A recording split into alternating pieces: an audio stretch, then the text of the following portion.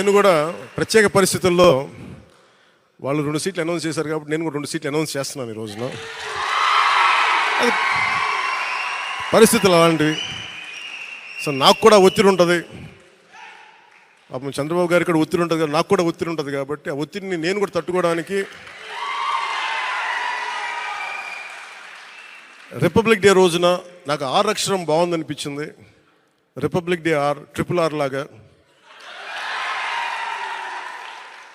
Republic day రోజున రాజోలు రాజానగరం సీట్లు నేను అనౌన్స్ చేస్తాను.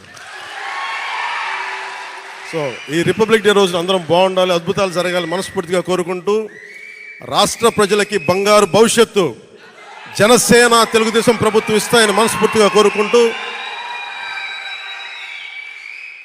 ఈ పర్యాయం నన్ను నమ్మండి, వ్యూహం నాకు వదిలేయండి. ఏ వ్యూహం వేసినా